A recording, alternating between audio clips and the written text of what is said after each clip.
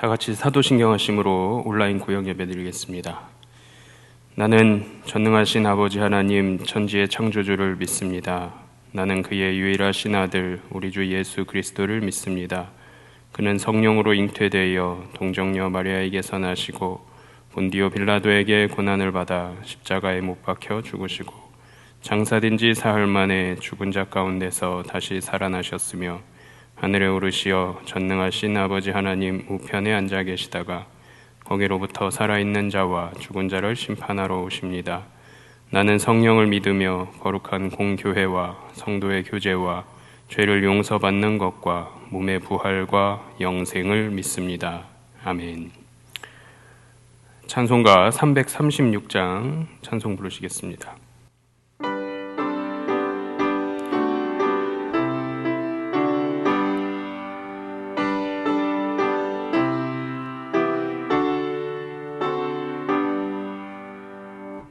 환난과 핍박 중에도 성도는 신앙 지켰네.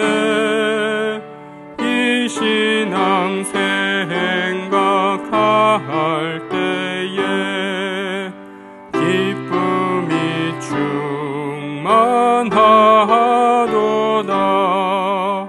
성도의 신앙 따라서 죽도록 충성하겠네. 옥중에 매인 성도나 양심은 자유 얻었네. 우리도 고난 받으면 죽어도 영광 되도다. 성도의 신앙 따라서 죽도록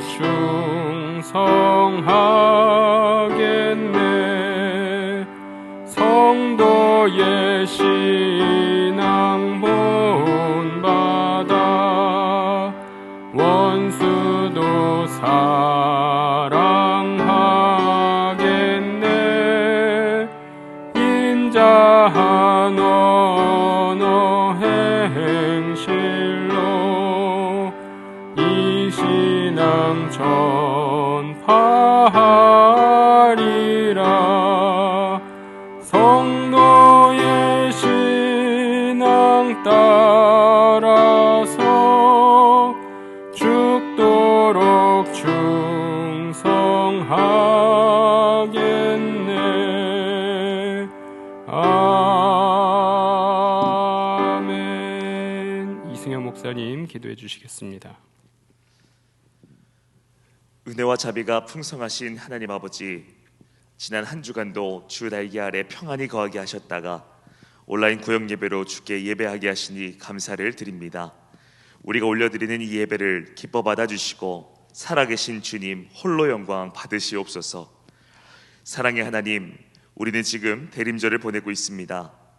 죄로 말미암아 세상의 절망 속에서 몸부림칠 수밖에 없는 저희들에게 독생자 예수 그리스도를 이 땅에 보내주시어 죽음이 아닌 영원한 생명을 허락하여 주시니 감사드립니다.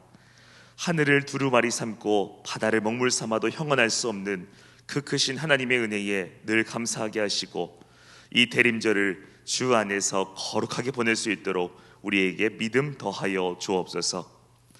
한 해를 마무리하는 시간에 서 있습니다. 저희들의 영의 눈을 여시사 무엇이 중요하고 무엇이 소중한지 분별하게 하시며 하나님의 시선이 향해 있는 곳에 우리의 모든 시선이 향할 수 있도록 주님과 늘 동행하는 삶 살아가게 하시옵소서. 한 해 동안 각자의 자리에서 헌신 봉사한 모든 주의 자녀들을 기억하여 주시고 우리의 이름이 천국에서 해와 같이 빛나는 복을 더하여 주옵소서. 다가오는 새해에는 우리들의 가정, 자녀, 사업장 모두를 책임져 주심으로 주께 더욱 충성하고 더욱 영광 돌리는 귀한 새해 맞이할 수 있도록 모든 성도님들에게 은혜와 복 내려 주옵소서. 오늘도 귀한 말씀 선포해 주시는 목사님께 성령의 능력을 더하여 주셔서 전해지는 말씀을 하나님의 음성으로 듣게 하시고 이 말씀을 통하여 새 힘과 용기 받는 귀한 시간 될 수 있도록 우리들의 심령 가운데 친히 임재하여 주옵소서. 감사드리며 우리의 영원한 소망 되시는 예수님의 이름으로 간절히 기도드립니다. 아멘.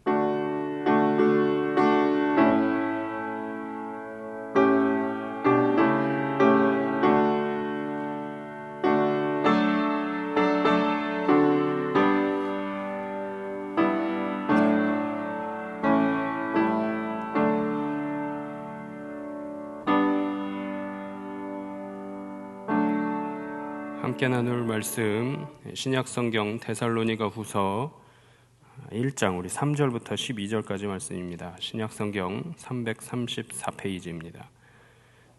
데살로니가 후서 1장 3절로 12절 말씀 봉독하겠습니다. 형제들아, 우리가 너희를 위하여 항상 하나님께 감사할지니 이것이 당연함은 너희의 믿음이 더욱 자라고 너희가 다 각기 서로 사랑함이 풍성함이니, 그러므로 너희가 견디고 있는 모든 박해와 환난 중에서 너희 인내와 믿음으로 말미암아 하나님의 여러 교회에서 우리가 친히 자랑하노라.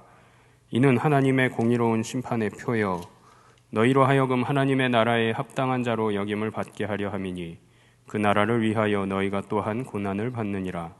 너희로 환난을 받게 하는 자들에게는 환난으로 갚으시고 환난을 받는 너희에게는 우리와 함께 안식으로 갚으시는 것이 하나님의 공이시니, 주 예수께서 자기의 능력의 천사들과 함께 하늘로부터 불꽃 가운데에 나타나실 때에 하나님을 모르는 자들과 우리 주 예수의 복음에 복종하지 않는 자들에게 형벌을 내리시리니, 이런 자들은 주의 얼굴과 그의 힘의 영광을 떠나 영원한 멸망의 형벌을 받으리로다. 그날에 그가 강림하사 그의 성도들에게서 영광을 받으시고 모든 믿는 자들에게서 놀랍게 여김을 얻으시리니, 이는 우리의 증거가 너희에게 믿어졌음이라. 이러므로 우리도 항상 너희를 위하여 기도함은 우리 하나님이 너희를 그 부르심에 합당한 자로 여기시고 모든 선을 기뻐함과 믿음의 역사를 능력으로 이루게 하시고, 우리 하나님과 주 예수 그리스도의 은혜대로 우리 주 예수의 이름이 너희 가운데서 영광을 받으시고 너희도 그 안에서 영광을 받게 하려 함이라. 아멘.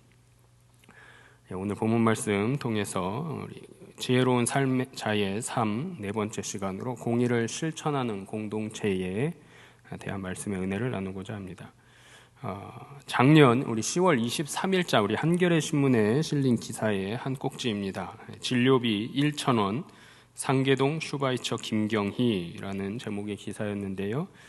내용은 이렇습니다. 2020년 10월 22일 김경희 음명내과 원장이 향년 101세로 하나님의 부르심을 받았다. 그는 구한말 궁중의의 손자로 서울에서 태어났다.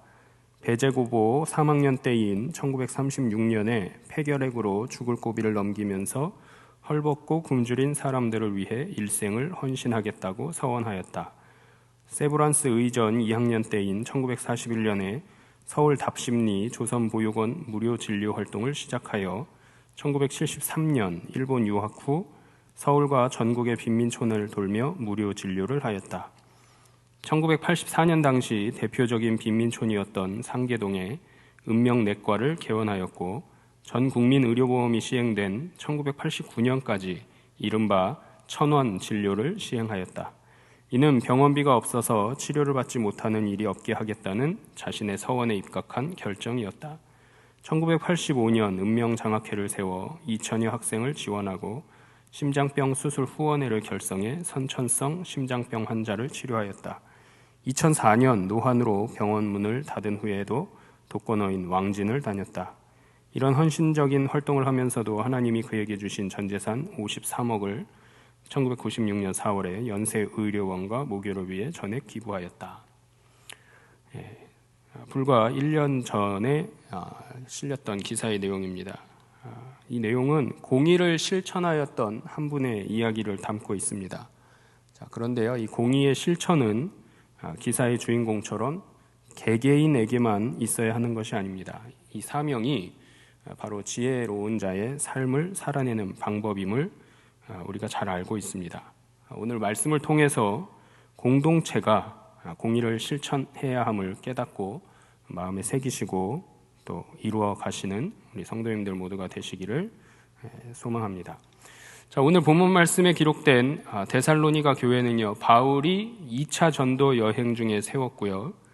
이 교회가 데살로니가 전서 5장 4절 말씀에 나타나 있는 임박한 재림에 대해서 오해하고 또 이 오해로 말미암아 혼란에 쌓여 있을 때였습니다.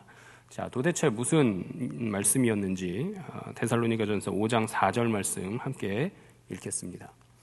화면을 보시면서 함께 읽겠습니다. 형제들아, 너희는 어둠에 있지 아니하매 그날이 도둑같이 너희에게 임하지 못하리니. 아멘. 그날이 도둑같이 너희에게 임하지 못하리니 한 이 말씀을 두고 오해를 했고요. 또 이로 인하여서 혼란을 가중시켰던 데살로니가 교회의 성도들의 모습입니다. 무슨 얘기냐면 종말과 또 종말의 현상에 대한 소문이 파다하다 보니까, 무성하다 보니까 사회적으로 불성실하게 살아가는 삶의 문제가 발생했더라 하는 얘기가 되겠습니다. 자, 그에 따라서 바울은 어떤 상황에서도 흔들리지 않는 성실함, 즉 공의의 삶을 살아갈 것을 권면하게 된 것이 바로 오늘 본문 말씀의 내용입니다. 자, 공의가 무엇인가? 공의는요, 공평한 방법과 표준에 따라 옳은 일을 유지하고 시행하는 것, 이것이 공의입니다. 이것으로써 하나님의 심판이나 혹은 하나님께서 복수하시는 이런 내용들로 연결되기도 합니다. 자, 이것은 단순히 종말의 때를 기다리는 것이 아니라 다시 오실 예수 그리스도 앞에 똑바로 서기 위해서 하나님의 뜻을 이루는 공의로운 삶을 사는 것임을 우리가 알고 있습니다.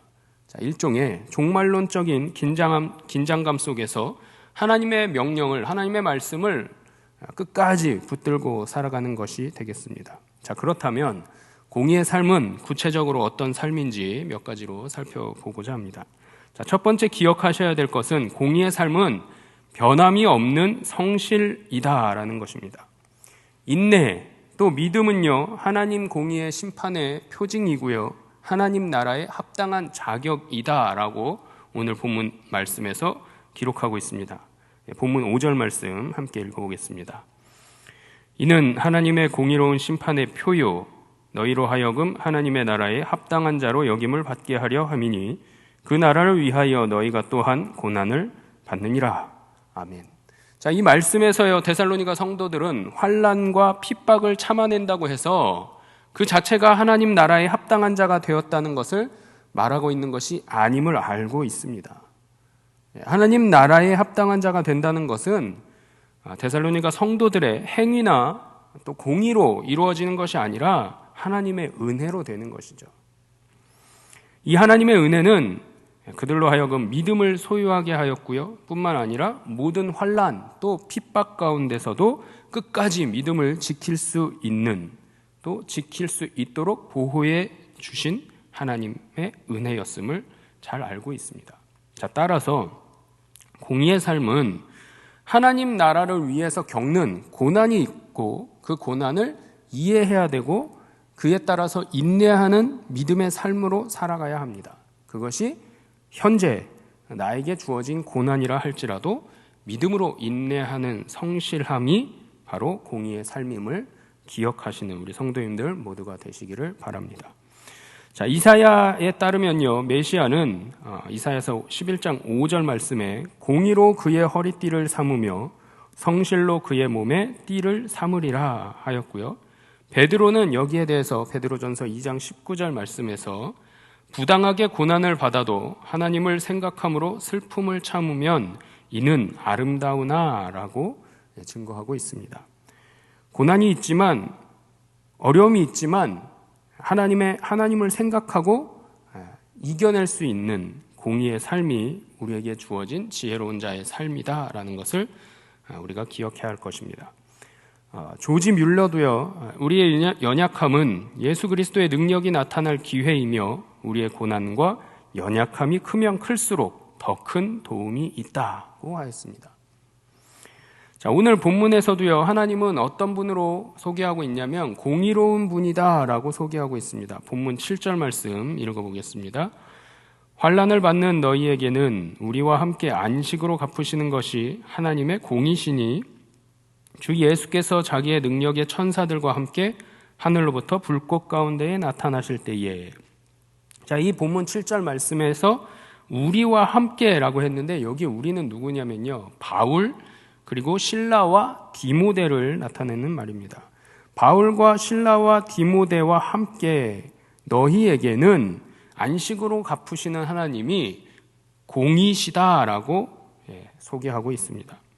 데살로니가 성도들이 지금 현재 극심한 환난과 핍박 가운데 있습니다. 그런데 저들만 핍박과 환난에 있는 것이 아니라 마찬가지로 바울과 그의 동역자들 실라, 디모데뿐만 아니라 그와 함께하는 모든 동역자들도 같은 고난과 핍박을 당하고 있음을 알게 합니다.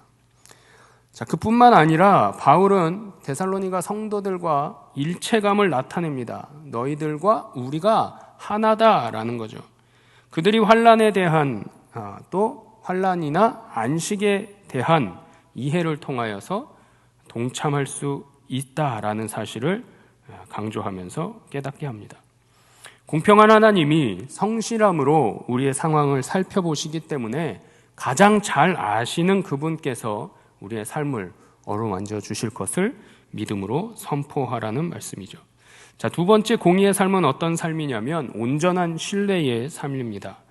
공의의 하나님을 신뢰하는 것이 공의의 삶이다라는 거죠. 지금은 비록 억울하고 답답하고 힘들다 하더라도 주님께서 다시 오시는 재림의 날에 다 갚아주실 것을, 보응하실 것을 믿는 것입니다. 하나님은 마태복음 5장 45절 말씀 보시면 악인과 선인에게 모두 공의로운 분이다라고 일컫고 있습니다. 마태복음 5장 45절 말씀 함께 읽어보겠습니다.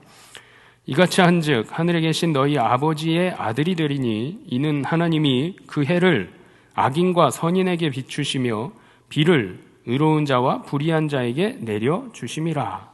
하나님이 악인과 선인에게 모두 공의로운 분이다라는 것이죠.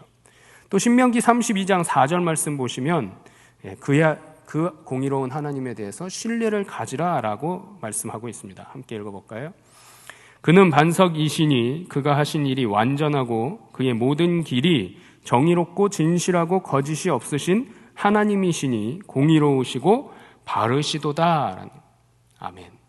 공의로우시고 바르신, 또 거짓이 없으신, 정의롭고 진실하신 하나님이 우리가 믿고 신뢰하고 아버지라 부르는 그 하나님이심을 기억하시기 바랍니다. 이처럼 공의의 삶은 하나님을 온전히 신뢰하는 것이고 또 그분의 삶을 살아내는 것임을 기억하셔야 됩니다. 세익스피어는요, 이렇게 이야기했습니다. 강력한 이유는 강력한 행동을 낳는다라고 했습니다. 하나님과 하나님의 공의에 대한 온전한 신뢰는 더 강력한 영적인 삶의 동력이 될 것입니다. 하나님이 반드시 심판하신다는 이 믿음, 즉 선한 일을 행한 자는 생명의 부활로, 악한 일을 행한 자는 심판의 부활로 나오리라. 요한복음 5장 29절 말씀인데요, 이 말씀처럼 이 말씀을 신뢰할 때 더 공의로운 삶을 살게 되는 것임을 우리 성도님들 모두가 마음에 새기실 수 있기를 바랍니다. 자, 세 번째 공의로운 삶은 선교적 실천에 있습니다. 공의의 삶은 오직 하나님께 영광을 돌리는 삶이고요, 그 영광은 곧 장차 내가 받게 될 것이라는 것을 알고 기억하고 살아가는 삶입니다. 본문 12절 말씀 여기에 대해서 일러주고 있습니다. 함께 읽어보겠습니다. 우리 하나님과 주 예수 그리스도의 은혜대로 우리 주 예수의 이름이 너희 가운데서 영광을 받으시고 너희도 그 안에서 영광을 받게 하려 함이라. 아멘. 예수 그리스도께서는 성도들의 삶 가운데서 영광을 받으시고요, 또한 성도들은 그 예수님 안에서 그와 함께 영광을 누리게 됩니다. 이것은 예수님께서 그들 속에 계시고 또 그들이 주 안에 거하기 때문에 가능한 것이죠. 바울은 이러한 모든 일들이 오직 하나님의 은혜에 따라 이루어졌음을 말씀을 통해 전하고 있습니다. 또 다윗은요, 시편에서 정의를 지키는 자들과 항상 공의를 행하는 자는 복이 있다고 했고요. 솔로몬은 잠언에 보시면 잠언 21장 21절 말씀에 공의와 인자를 따라 구하는 자는 생명과 공의와 영광을 얻는다라고 했습니다. 성도된 우리는 공의의 삶을 통해서 주어지는 하나님의 영광을 바라볼 수 있어야 되고요. 또 하나님께서 맡겨주신 선교적 사명을 감당해야 합니다. 나의 삶 속에 각자의 일상에서 실천하는 삶을 살아야 한다는 거죠. 자, 그래서 여기에 대해서 아모스 선지자는 오직 정의를 물같이 공의를 마르지 않는 강같이 흐르게 할지어다 라고 했습니다. 따라서 공의를 실천하는 삶은 하나님의 부르심에 합당한 자가 되는 것이고, 모든 선을 기뻐하고 믿음의 역사의 역사를 능력으로 이루기를 행하고요, 자신의 일상에서 삶에서 구체적인 선교의 사명을, 선교적 삶을 실천하며 사는 것임을 기억하시고 또 행함으로 나아가시는 우리 성도님들 모두가 되시기를 주님의 이름으로 축원합니다. 말씀을 정리합니다. 공의의 삶은 변함이 없는 성실임을, 또 공의의 삶은 온전한 신뢰임을, 공의의 삶은 선교적 실천임을 우리 모두가 기억해야 할 줄로 믿습니다. 자, 이를 위해서 자녀들과 또 구역 식구들과 함께 은혜를 나누어 보시기 바랍니다. 첫 번째, 공의의 삶과 공의로운 삶과 환난과 핍박은 어떤 상관관계가 있다고 생각하십니까? 공의는 변함없는 하나님의 기준이고 성실함입니다. 따라서 환난과 핍박을 인내와 믿음으로 이겨낼 수 있기를 바랍니다. 두 번째, 공의로운 삶을 사는 중요한 전제로서 공의로우신 하나님과 하나님의 공의를 신뢰하는 것이라는 의미가 무엇인지 여러분 각자의 생각을 나눠보시기 바랍니다. 공의의 삶의 동기는 하나님이 공의로우신 분이시다라는 것이고, 그 공의는 공평하다라는, 누구에게나 공평함을 신뢰할 때, 이것을 기초할 때 가능합니다. 하나님은 뭐라고 하셨죠? 악인과 선인 모두에게 햇빛과 비를 주시는 분이십니다. 자, 마지막으로 세 번째 질문은요, 공의의 삶을 사는 자들은 자신의 일상에서 어떤 삶을 살아야 할 것인가에 대해서 함께 생각해 보시고 나눠보시기 바랍니다. 공의의 삶은요, 하나님께 영광을 돌리는 삶을 사는 것입니다. 또 그 영광은 장차 우리가 받게 될 영광이라는 것을 아는 것입니다. 자, 여기에서 우리에게 주어지는 삶이 선교적 실천에 있음을 기억하시고, 하나님께서 부르시고 보내시는 선교적 사명에 합당하게 사는, 또 모든 선을 기뻐하고 믿음의 역사를 능력으로 이루는 삶을 살아내시는 우리 성도님들 모두가 되시기를 소망합니다. 기도하겠습니다. 우주 만물을 창조하신 하나님, 하나님의 변함없는 성실이 내 삶 속에 심겨지게 하셨고 잘 자라 열매 맺게 하셨음을 믿음으로 고백하오니, 이제는 이 성실이 내 삶 속에서 이루어질 수 있도록 도우시고 주님 만나는 그날까지 온전히 붙들고 잃어버리지 않도록 주님 붙잡아 역사해 주옵소서. 하나님의 공의를 온전히 신뢰하고 열심을 내는 삶을 살기를 원하오니, 날마다 주님 동행하여 주시고 성령의 인도하심을 따라 하나님의 곁에서 늘 거하고 실천하는 삶의 열정을 가진 자로 살아갈 수 있도록 도와주시옵소서. 하나님께 영광 돌리는 선교적 사명을 능력으로 실천하는 삶을 살아내는 지혜로운 자의 삶으로 살아가기를 원하오니, 주님 이 시간 역사하여 주시고 예배 가운데 함께하여 주심으로, 또한 기도할 때에 주님 응답하여 주셔서 모든 주님의 능력과 힘을 나타내 보이며 성실하게 실천함으로 살아내는 하나님의 거룩한 백성으로 살아갈 수 있도록 도와주옵소서. 언제나 우리를 지키시고 보호하시는 예수 그리스도의 이름으로 기도드리옵나이다. 아멘. 하늘에 계신 우리 아버지, 아버지의 이름을 거룩하게 하시며 아버지의 나라가 오게 하시며 아버지의 뜻이 하늘에서와 같이 땅에서도 이루어지게 하소서. 오늘 우리에게 일용할 양식을 주시고 우리가 우리에게 잘못한 사람을 용서하여 준 것 같이 우리 죄를 용서하여 주시고 우리를 시험에 빠지지 않게 하시고 악에서 구하소서. 나라와 권능과 영광이 영원히 아버지의 것입니다. 아멘.